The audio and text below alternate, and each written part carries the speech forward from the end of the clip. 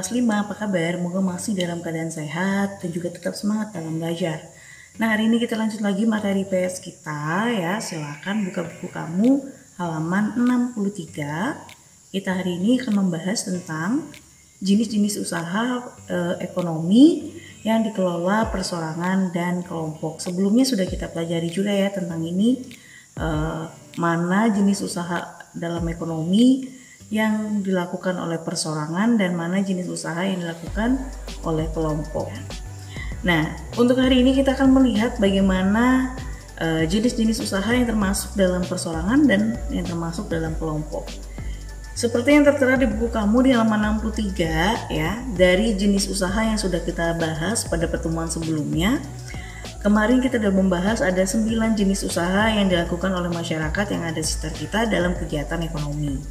Nah, untuk jenis usaha yang termasuk perseorangan antara lain adalah pertanian, kemudian perdagangan, dan juga jasa, serta industri rumah tangga, di mana kita sering temukan ini di dalam kehidupan kita sehari-hari. Contohnya untuk pertanian dan perkebunan ya.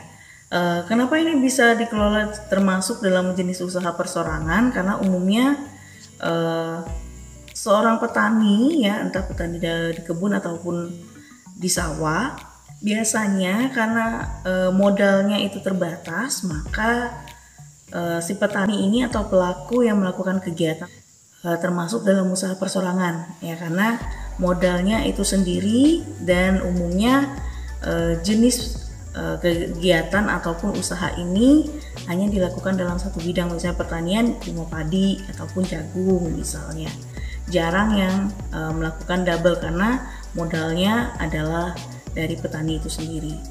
Dan untuk perdagangan yang perseorangan itu jenisnya seperti warung ya, kemudian kios, pedagang kaki lima ataupun pedagang keliling ya.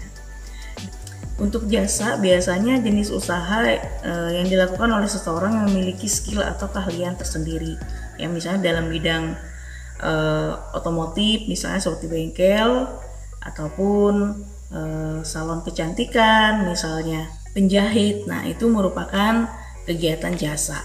Sedangkan kalau untuk industri rumah tangga biasanya memiliki modal yang terbatas sehingga dia termasuk dalam perseorangan, dan biasanya juga para pekerjanya adalah dari lingkungan tersebut ya.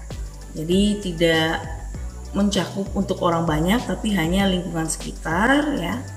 Dan ini juga termasuk usaha kecil, biasanya berupa makanan ringan ataupun kerajinan dalam skala kecil. Nah, selain ada juga usaha perseorangan, juga ada yang namanya usaha kelompok.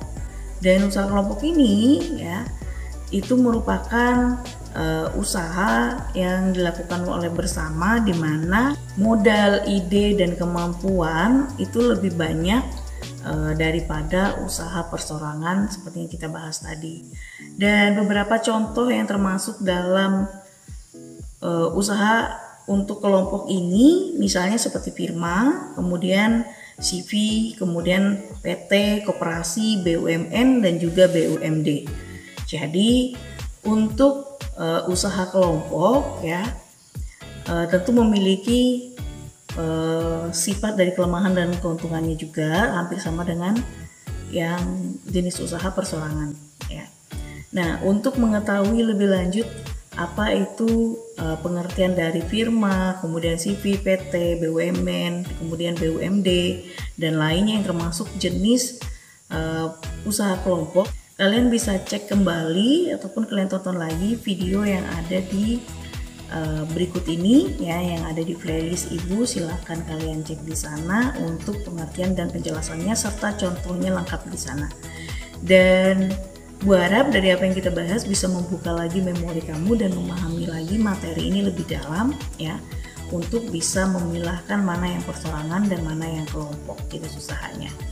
Dan untuk kegiatan kamu di rumah ya, berdasarkan video dari yang Ibu tampilkan tadi ya, tentang penjelasan jenis usaha perseorangan dan kelompok yang ada di channel Ibu, kalian menjawab latihan yang ada di halaman 64. Di sana ada sebuah tabel ya, di mana Di tabel sana terdapat jenis usaha kelompok. Nah, tugas kalian adalah mencari penjelasannya dan juga contohnya. Untuk pemahaman kamu, boleh kamu tonton video yang sudah Ibu tampilkan tadi, yaitu yang ini ya. Kalian bisa nonton lagi videonya dan kalian bisa temukan jawaban untuk penjelasan serta contoh yang sudah kita bahas sebelumnya. Oke, silakan kalian kerjakan di buku latihan kamu ya. Halaman 64 tabel tentang jenis usaha kelompok, carilah penjelasan serta contohnya. Sampai di sini dulu pertemuan kita hari ini. Ingat tetap semangat, jalankan protokol kesehatan untuk menjaga kesehatan kita sendiri dan orang-orang sekitar kita, dan selalu menerapkan 5M dalam kehidupan kita sehari-hari. Sampai di sini dan sampai jumpa.